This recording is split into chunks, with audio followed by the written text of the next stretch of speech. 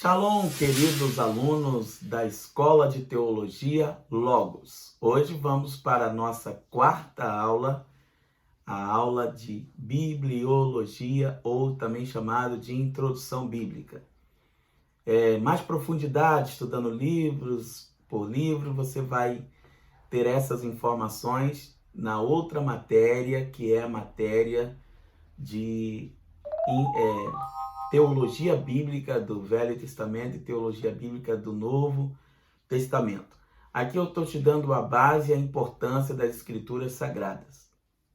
Já até invadindo algumas partes das outras matérias, mas é importante falar tudo para não ficar dúvida. Mas mesmo que você tenha dúvida, pode perguntar, porque uma coisa ou outra, eu tenho um tempo limitado, posso acabar esquecendo de colocar, então a gente está aqui para tirar as dúvidas. A aula é para te ajudar, principalmente os alunos que estão tão distantes e não têm condição de estudar ou frequentar uma sala de aula, igual muitos alunos estão frequentando. Então a gente está dispondo um pouco do nosso tempo para poder lhes ajudar.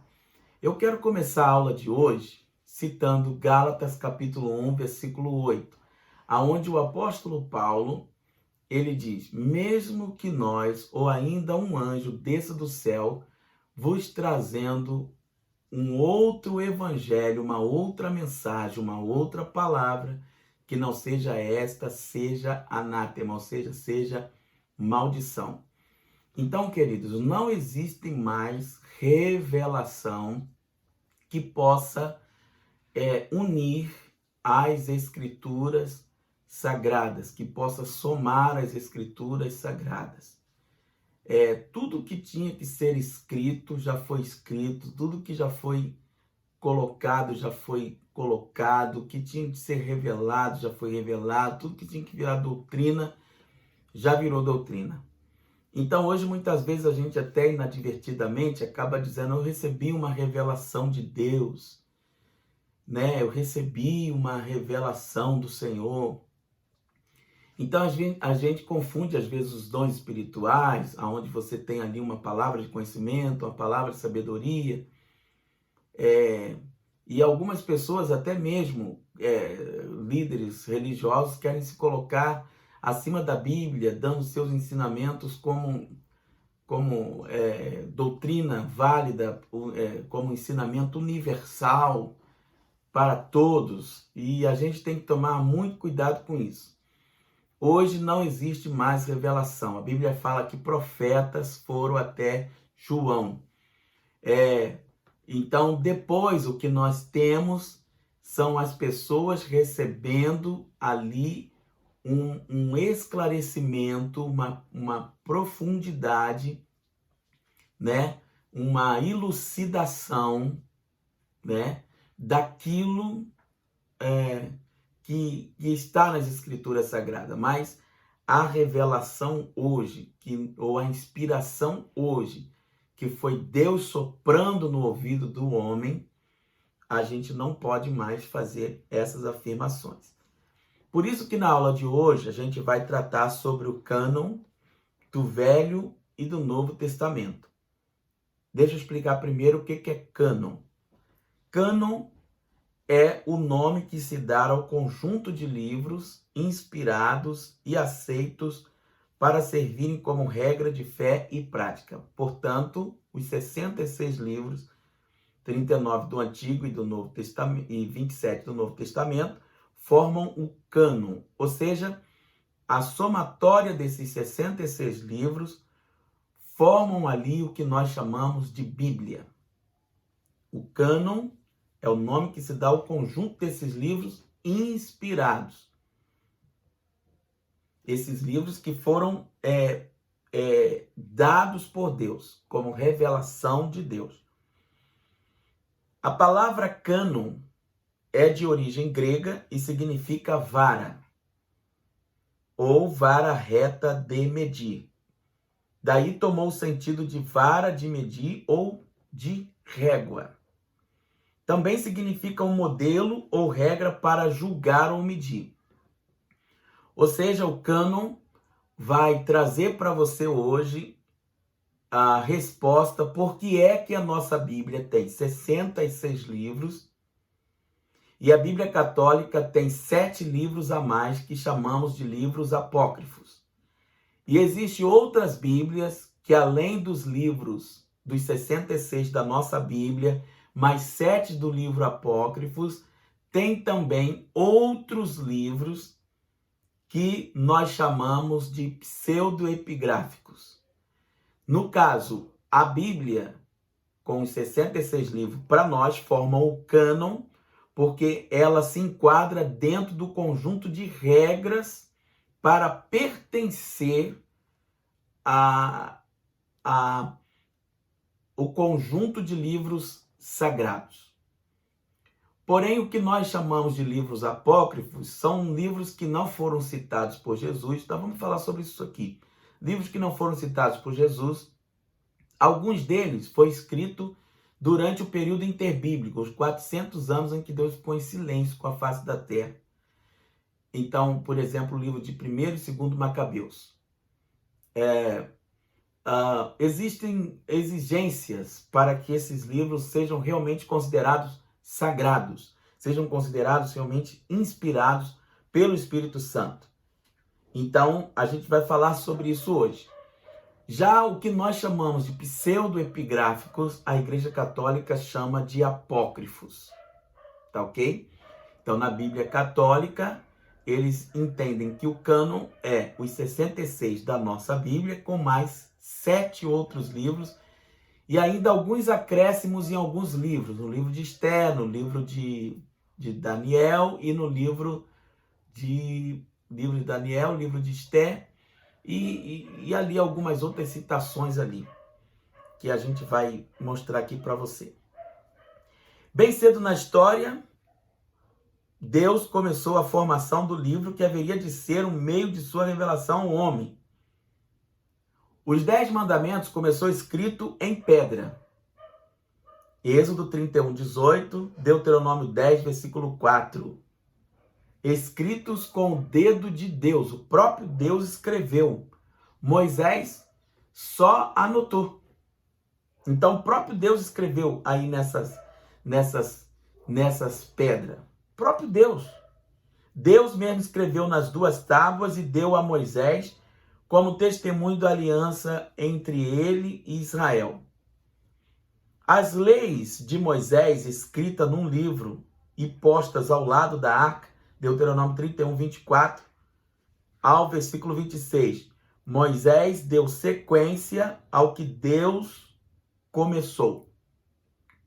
Então, dali começa a tirar, vamos dizer assim, ele recebe os 10 mandamentos, e a partir desses 10 mandamentos ele começa a destrinchar e explicar para o povo como Deus queria. Cópias desse livro que foram tiradas em Deuteronômio 17, 18. Está lá, você pode ler as cópias desse livro. Acréscimos de Josué feitos ao livro. Está em Josué, capítulo 24 e versículo 26. Samuel escreveu num livro e pôs diante de Deus. 1 Samuel 10, 25. 400 anos mais tarde, esse livro já era bem conhecido, inclusive dos reis. Segundo Reis, capítulo 22, versículo 8 a 20.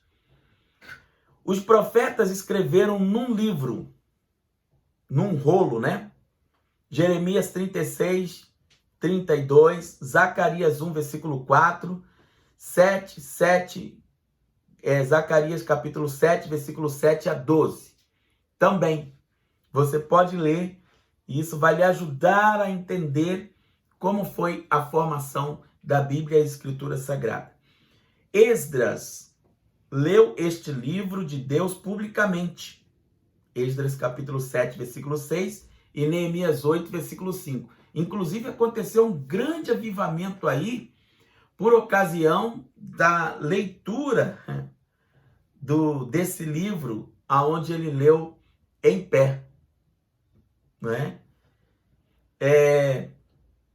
Isaías, nos anos 740 anos antes de Cristo, fala do livro do Senhor. em Isaías 34, versículo 16. Em 726 a.C., portanto, um pouquinho mais tarde, os salmos já eram cantados, já era um inário, segundo Crônicas 29 e 30. Então, o que nós lemos no livro de Salmos, olha só, 726 anos antes de Cristo nascer, já se cantava o que nós lemos hoje nos Salmos, segundo Crônicas 29 e 30.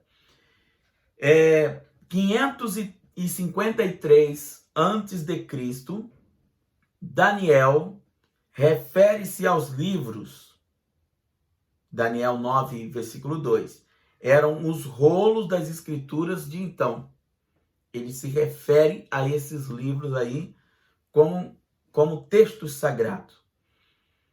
Neemias, em 445 antes de Cristo, achou o livro da genealogia dos judeus que já havia regressado do exílio. Olha só. Então, quer dizer, tudo estava anotado, tudo já estava escrito. Deus já vinha orientando para que fosse escrito, para que nada se perdesse. Então, a Bíblia é um livro de homens? Claro que não. E para ter durado tantos anos, tantos séculos, é mais que uma prova de que é um livro de Deus. A Bíblia é o livro de Deus. Nos dias de Esté, da rainha Esté, o livro estava sendo escrito. Vê o que está escrito lá em Esté, capítulo 9, versículo 32.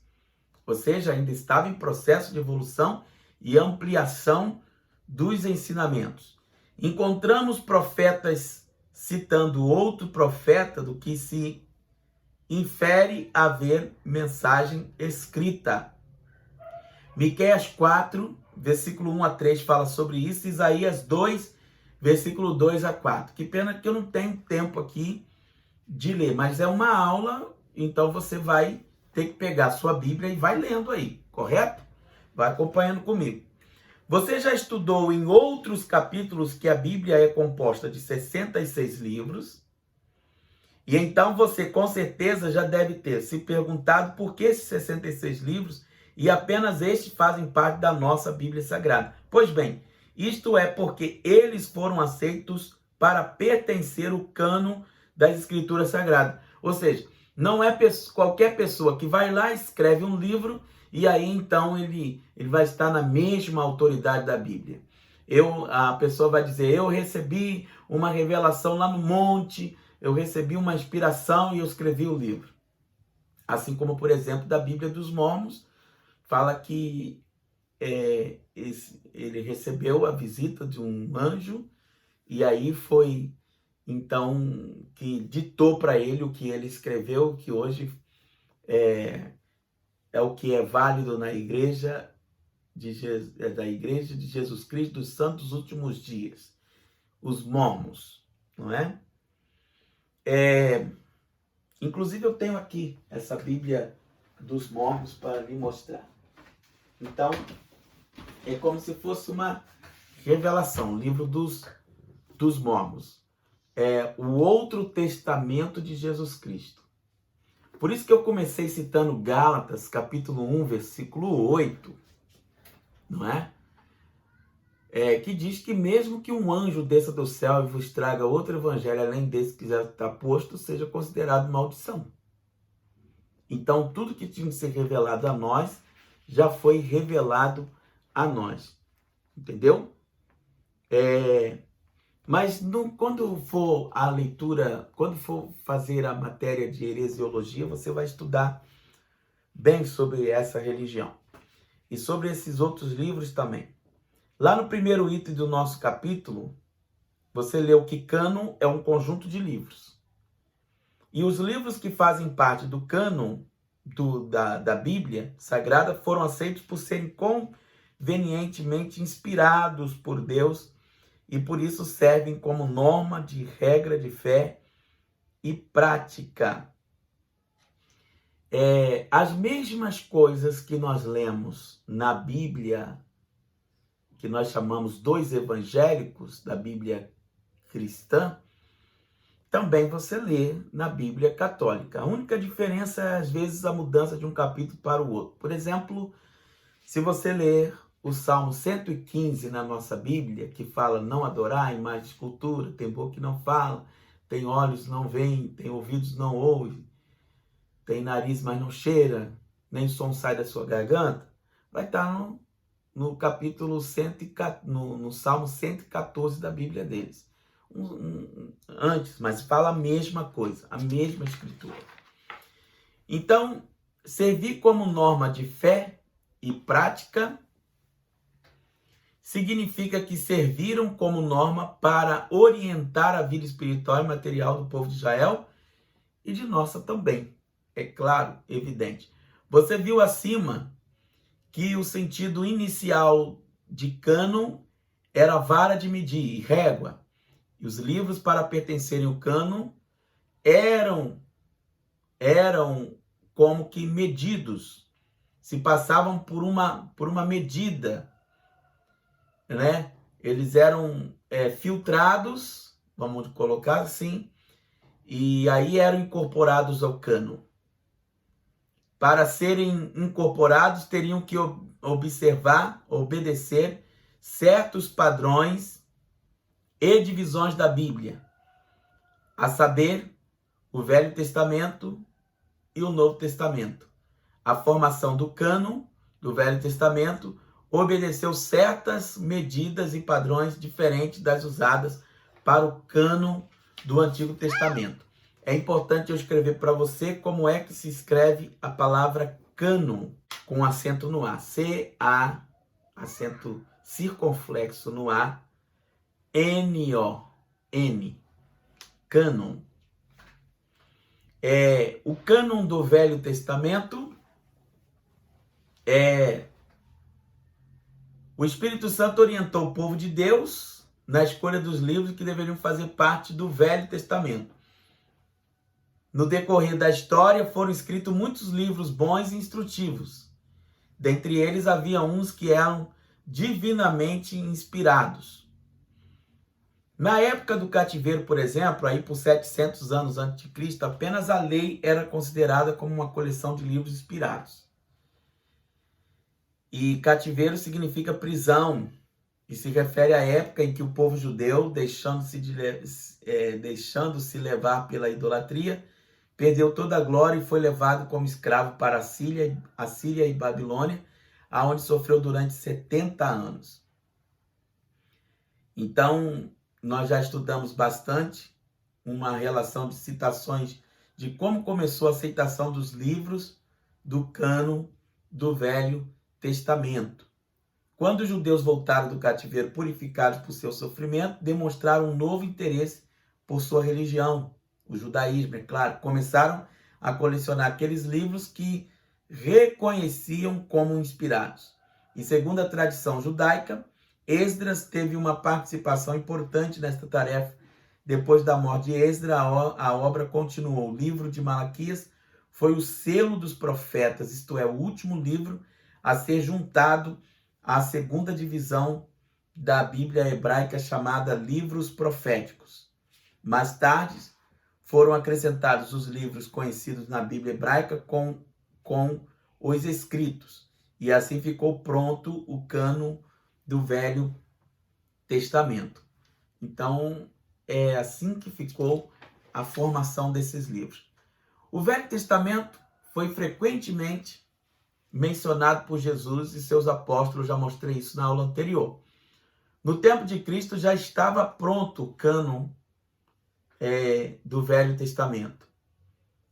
As escrituras, os escritos, a lei e os profetas, a lei e os profetas e os salmos foram nomes usados por Cristo e seus apóstolos para designar os livros que faziam parte do cânon do Velho Testamento. Por exemplo, Mateus 5,17, Jesus fala assim: não pense que eu vim abrogar a lei, mas vim para cumprir a lei. Esta é a lei e os profetas. Que lei ele está se referindo? Antigo Testamento.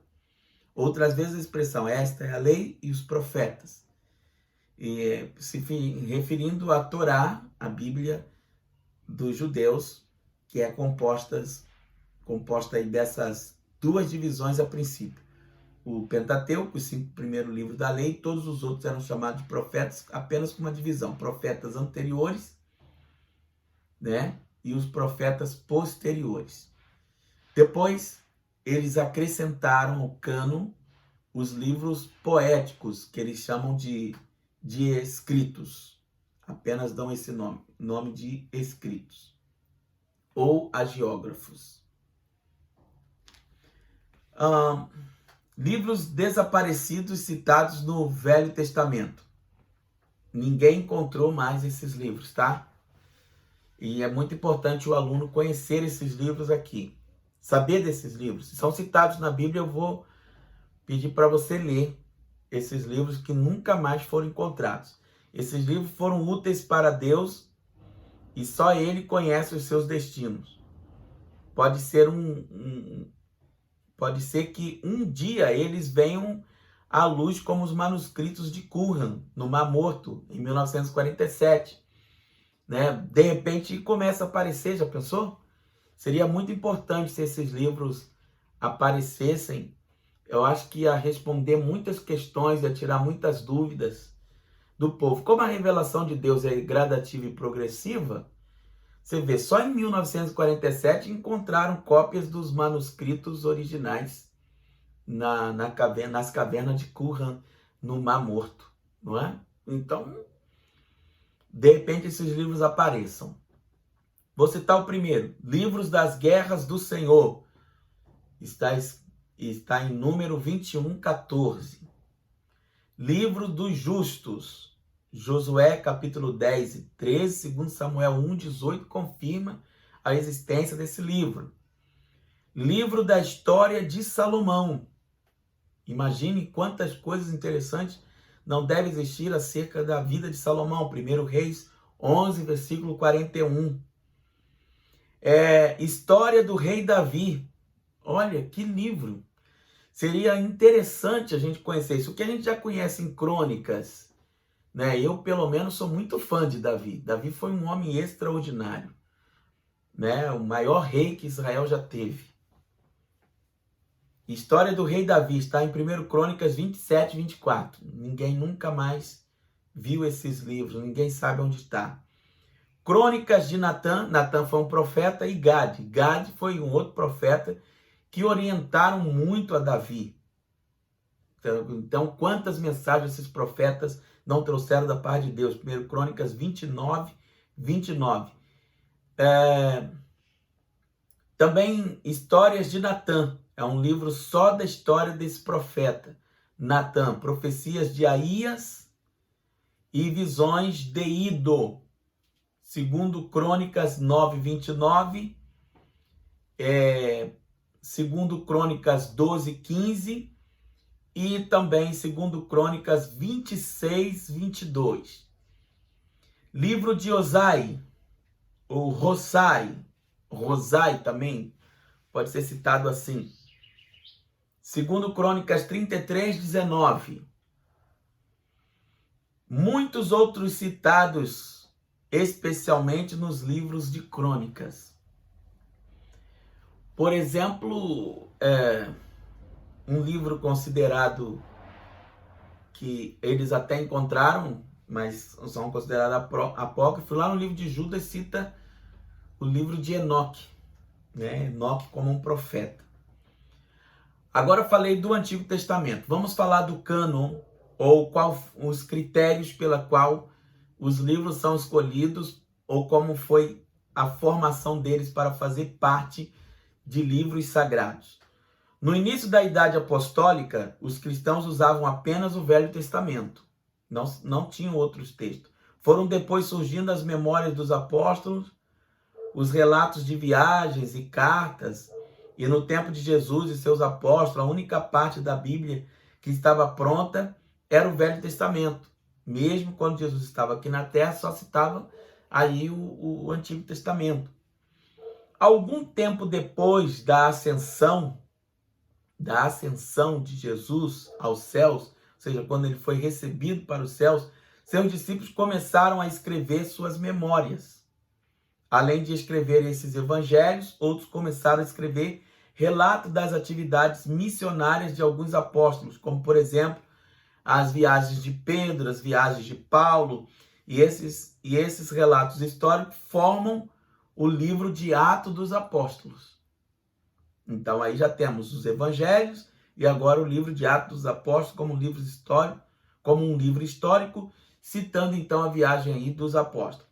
As igrejas cristãs foram se multiplicando e necessitavam de orientação.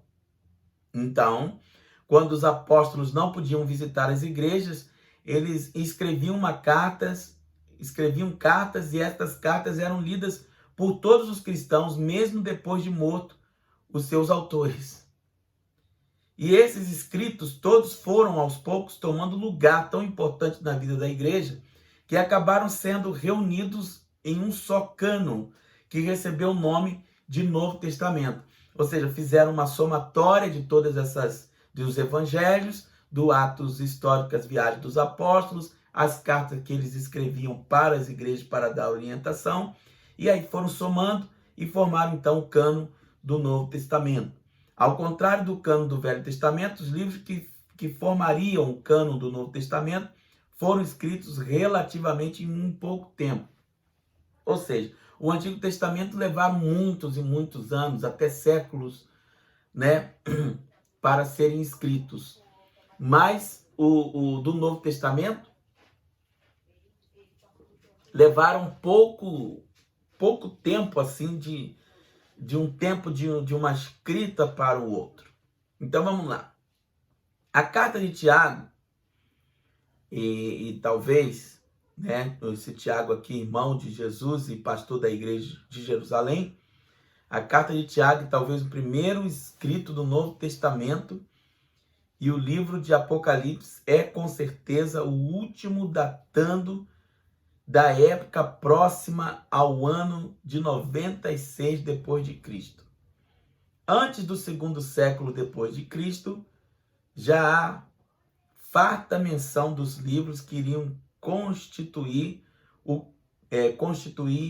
o cânon do Novo Testamento. Então, depois dos evangelhos, depois dos atos históricos, então vem a primeira carta, que deve ter sido a carta de Tiago, e fechou com a última carta de João no Apocalipse, né? 96 anos depois de Cristo, ou seja, assim, dentro do próprio século aonde viveu Jesus Cristo, dentro do próprio século. Então, 96, morreu com 33, em uma média aí de 60, 70 anos. Antes do segundo século depois de Cristo, então já havia aí essas cartas escritas. Datas em que os livros foram escritos. Epístolas de Paulo. São 13 cartas que Paulo escreveu. E também, se você não sabe, foi o maior escritor da Bíblia. O que mais escreveu o livro foi o apóstolo Paulo. Foram 13 cartas e foram escritas entre os anos 50 e 67 anos do Senhor. Atos dos Apóstolos, escrito em 63 anos do Senhor. Anos do Senhor. Ou também chamado de anos domini, tá? São chamados anos do Senhor, né?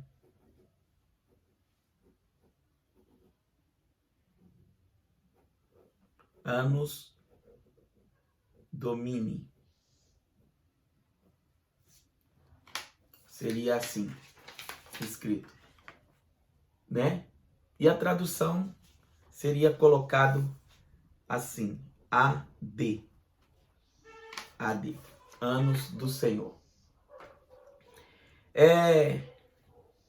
Atos dos Apóstolos, os evangelhos sinóticos. Deixa eu explicar aqui que são evangelhos sinóticos. Os sinóticos são os evangelhos de Mateus, Marcos, Lucas, somente esses três, né? são chamados sinóticos porque a semelhança de como eles escreveram, repetindo parábolas, frases, histórias de Jesus, o que encontra num, encontra no outro, um acrescenta algo mais, outro viu de outra forma, então são chamados sinóticos, né? Por isso sinótico quer dizer semelhantes. E o de João, em 85 anos do Senhor. O Novo Testamento levou cerca de 63 anos para ser escrito. E o Velho Testamento levou mais ou menos 1450 anos, ou seja, em média, chegou aí a quase 16 séculos, mais ou menos. Epístolas de Hebreus a Judas, que são as cartas gerais, foram escritas entre os anos 68 e 90 anos do Senhor. Apocalipse, em 96 a.C., durante o reinado de Domiciano, imperador Domiciano. Muitos livros, antes de serem finalmente reconhecidos como canônicos, foram duramente debatidos e entre eles estão as epístolas de Pedro, João e Judas, Hebreus e também o de Apocalipse. Tudo isto tão somente revela o cuidado da igreja e também a responsabilidade que envolvia a canonização. Antes do ano 400, anos do Senhor, todos os livros já estavam aceitos.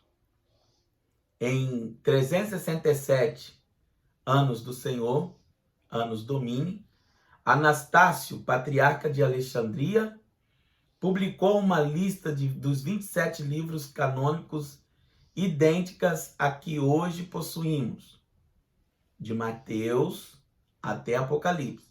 Essa lista foi aceita pelo concílio de Hipona, na África, em 393 anos domini. Livros desaparecidos citados no Novo Testamento. Assim como no Antigo Testamento teve livros que desapareceram, no Novo Testamento também. Vamos lá?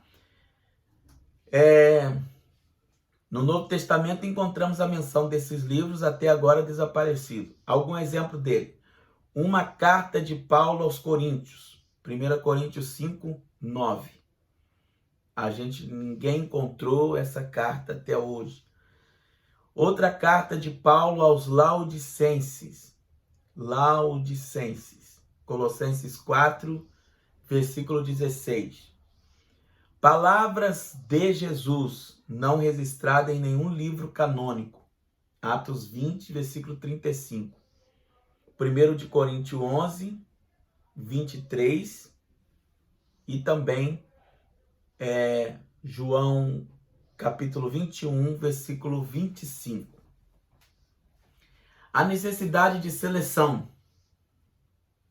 3 causas levaram a igreja a colecionar e a publicar os livros conhecidos como divinamente inspirados. Vejamos estas causas. O cânon de Marcião. Marcião foi um imperador, tá? Marcião foi um líder religioso que aí pelo ano 140 de nossa era, decidiu por sua conta que os escritos do Novo Testamento deveriam ser considerados como inspirados por Deus, sendo assim deveriam pertencer ao cânon do Novo Testamento. Porém, Marcião era contra qualquer influência judaica no cristianismo. Assim, ele tirou dos escritos do Novo Testamento tudo que parecia ter sofrido influência judaica. Marcião eliminou alguns dos últimos capítulos da carta de Paulo aos Romanos. Tal atuação de Marcião não podia ser tolerada. E essa foi uma das primeiras causas que determinaram a necessidade de colecionar e preservar os escritos do Novo Testamento, conhecidos como inspirados. O primeiro motivo que tornou necessária a formação do cânon do Novo Testamento foi o cânon mutilado e reduzido, preparado por Marcião. Imagine se cada um resolvesse tirar parte daquilo que não concorda nas escrituras sagradas. Se cada um resolvesse tirar, vamos dizer assim, eu me refiro a autoridades, como Marcião, imperador, ou líderes religiosos, patriarcas, imagine, como seria isso? Então, hoje a Bíblia estaria muitíssimo mutilada. Segundo motivo por qual havia necessidade de seleção. Escrito de inspirações duvidosas. O segundo fato que alguns líderes religiosos começaram a aceitar como canônicos ou semi-canônicos, alguns escritos de inspiração duvidosa. Esses religiosos queriam juntar ao cânon alguns livros não reconhecidos por todos como inspirados. Este segundo motivo levou a igreja a pensar em eliminar todos os livros que não tinham condição de pertencer ao cânon do Novo Testamento. Então, terceiro motivo pela qual tinha que haver uma seleção. O edito de Diocleciano. O terceiro motivo foi um edito, ordem publicada através de anúncio, isso que é um edito, do imperador Diocleciano no ano 300 depois de Cristo. Todos os livros, olha o que ele disse, abro aspas, todos os livros deveriam ser lançados ao fogo e destruídos, fecham aspas. A situação era dramática e houve a necessidade de determinar-se quais eram os escritos que a todo custo deveriam ser salvos da destruição. Nessa hora, difícil para a igreja, você deve estar se perguntando como aqueles homens fizeram para decidir quais os livros que eram verdadeiramente inspirados por Deus. Você se lembra que antes de tudo, eles fizeram a escolha sobre a atuação do Espírito Santo. Sobre essa direção, eles levaram em conta 4 fatores para determinar se um livro iria ou não fazer parte do cânon do Novo Testamento. O primeiro fator de aceitação era a autoria do livro. Então, guarde isso aí, a autoria do livro. O livro deveria ser escrito por um apóstolo ou um homem apostólico. Ou seja, alguém que tivesse andado com os apóstolos.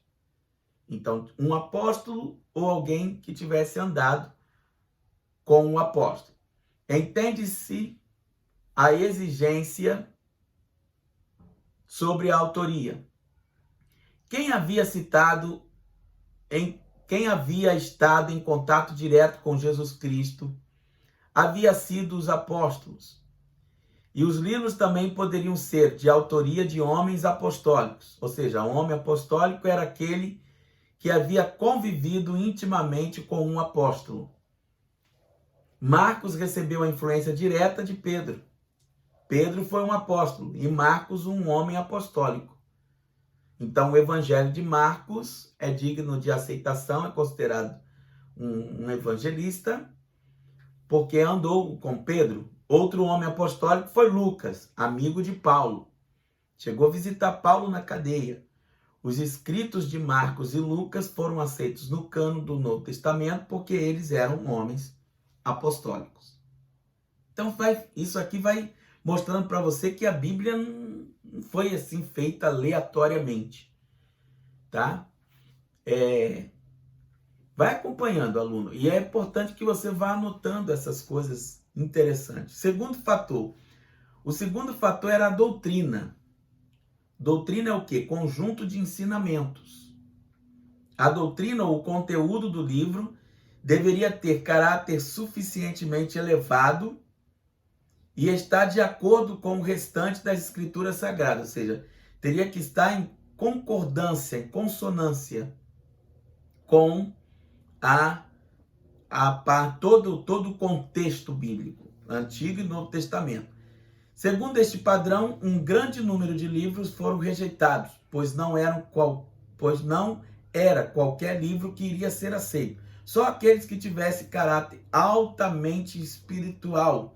Além disso, seus ensinamentos deveriam estar de acordo com o restante das Escrituras Sagradas e isso é bem compreensível. Ou seja, não podia haver contradições naquilo que estava sendo escrito. Próximo passo, ou terceiro fator que a gente está estudando aqui para pertencer ao cânon. O terceiro fator foi a universalidade. Por universalidade, queremos dizer que o livro deveria ser aceito por todas as igrejas. As igrejas que já existiam na época, a igreja de Jerusalém, a igreja que estava em Laodiceia, Filadélfia, todas as igrejas da Ásia Menor. Você sabe como é difícil muita gente concordar sobre muitas coisas.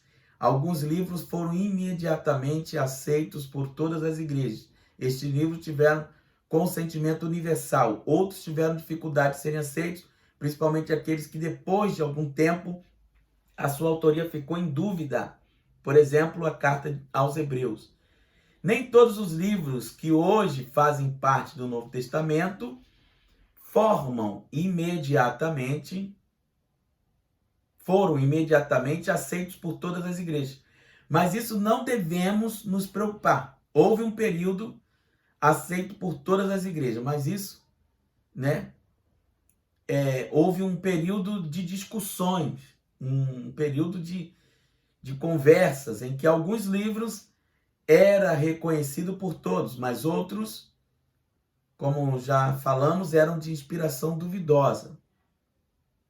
Discutido, porém, por certo tempo, acabaram concordando e certos livros ficaram universalmente aceitos, como o livro de Hebreus, enquanto os outros eram rejeitados.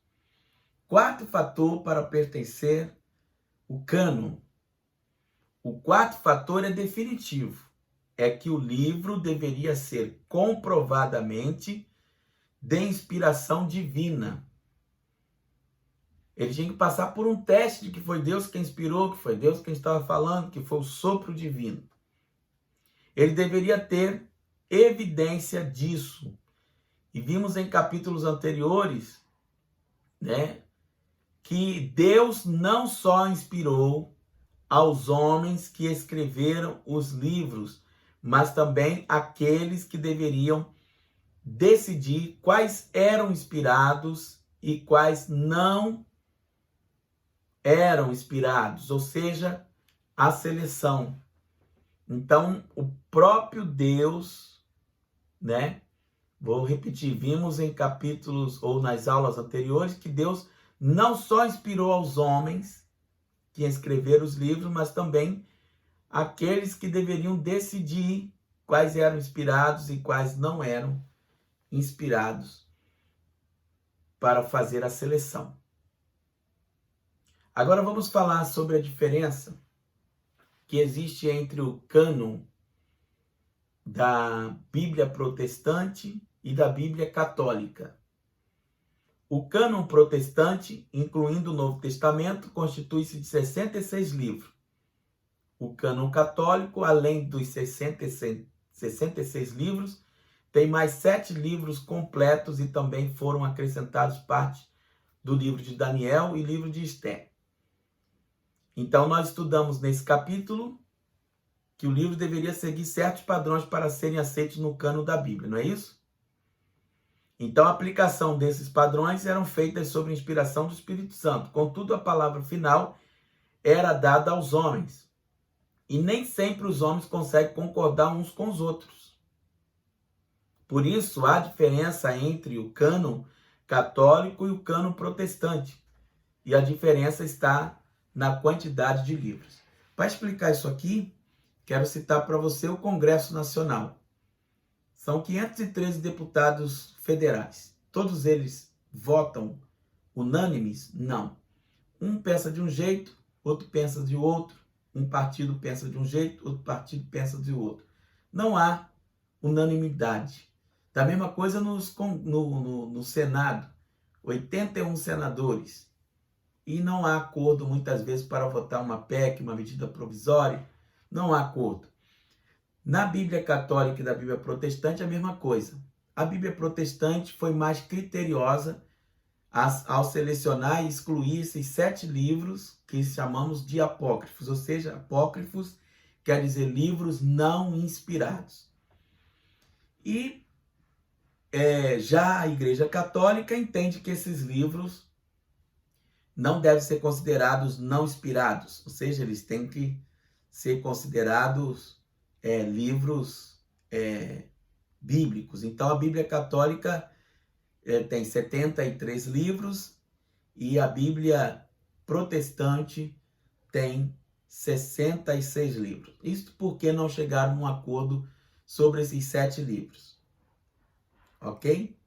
Outros livros que existem fora desses, que a Igreja Católica chamam, além dos 73, elas chamam de pseudepigráficos.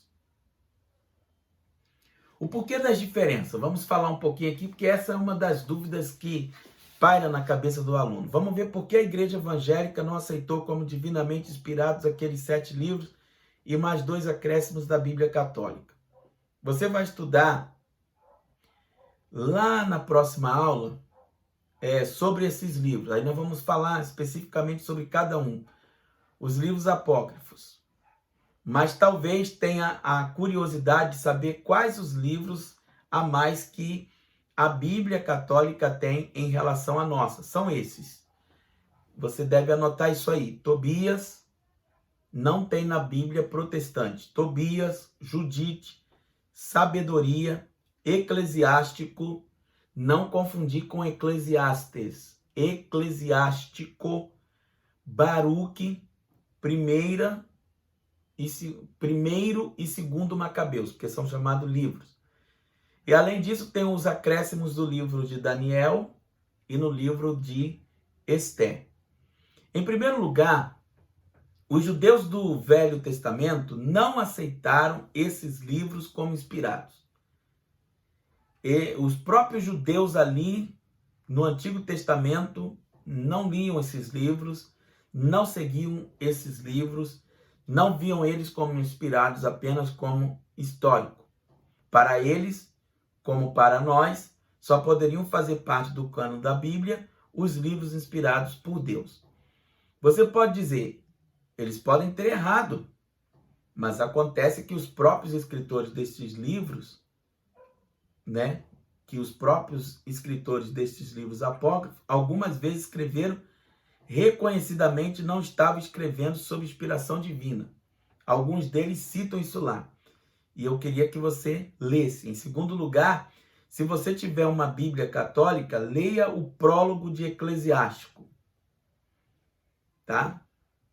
Você pega, por favor, ali aquela Bíblia católica, essa que está aqui embaixo. Aqui. Essa grande. Essa Bíblia... eu estou sendo assistido aqui pela secretária Raquel. Essa é a Bíblia Católica. Então, aqui você vai ter o livro de... Aqui, Judite, ó. Judite. E você vai ter o livro de Eclesiástico. Ó. Eclesiástico, que é diferente do livro de Eclesiastes da nossa Bíblia. Então, quando você lê o prólogo desse livro, lá o início, vamos ver aqui, eu vou ler para você, o que está escrito. Passei aqui por um outro livro apócrifo, que é o livro de Sabedoria, ó. Sabedoria. Mas vamos aqui no prólogo do livro Eclesiástico. Muitos e excelentes ensinamentos nos foram transmitidos pela lei, pelos profetas e por outros escritores que vieram depois deles, o que torna Israel digno de louvor por sua doutrina e sua sabedoria, visto que não somente os autores desses discursos tiveram de ser instruídos, mas também os próprios estrangeiros se podem tornar, por meio deles, muito hábeis tanto para falar como para escrever. Por isso Jesus, meu avô, depois de se ter aplicado com grande cuidado à leitura da lei, dos profetas e dos livros que nossos pais nos legaram, quis também escrever alguma coisa acerca da doutrina e da sabedoria, a fim de que aqueles que desejam aprender, tendo-se instruído por meio deste livro, façam reflexões cada vez mais sérias e se conservem constantes em viver segundo a lei.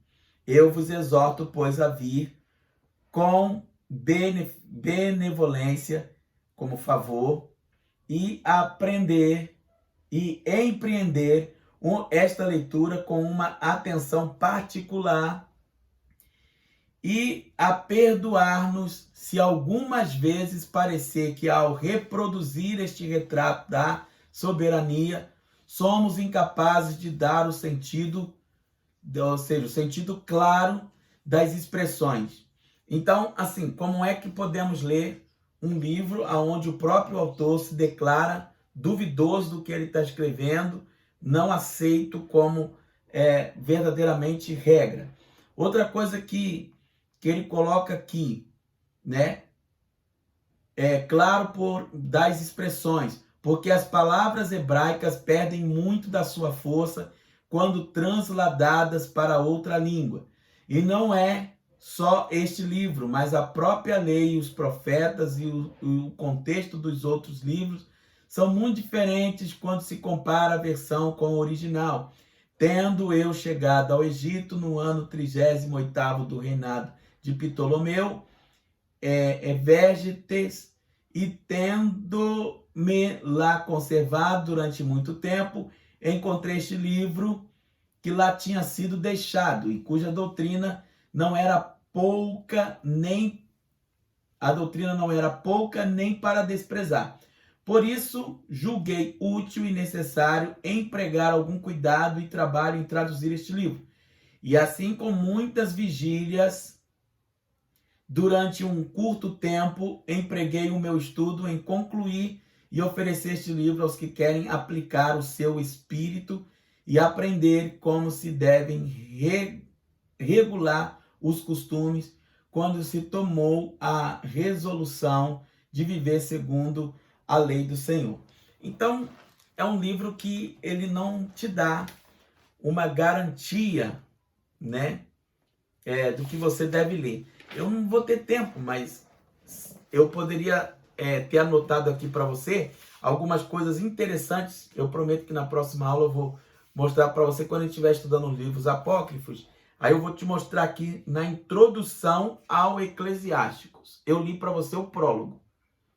Aí nessa introdução, você vai ver que não há uma inspiração de Deus para a leitura, para se considerar um livro realmente inspirado por Deus. Na aula de hoje, não é para falar dos livros apócrifos, vamos continuar aqui o nosso estudo de hoje, que já está quase no final também. Em segundo lugar, se você tiver uma Bíblia católica, você pode ler 1 Macabeus 4:46, 9:27, 2 Macabeus 2:23, 15 a 38, e verá que os próprios autores não reconhecem seus livros como inspirados. Uma terceira razão para não aceitarmos esse livro é que Jesus Cristo e nem seus apóstolos citaram esses livros apócrifos. Você que já leu o Novo Testamento sabe que Jesus muitas vezes disse, assim está escrito. Jesus muitas vezes referiu-se às passagens do Velho Testamento, porém nenhuma passagem dos livros apócrifos jamais foi citada por Jesus ou por seus apóstolos. Então a igreja evangélica tem 3 razões para não aceitar esses livros como inspirados por Deus. Ok?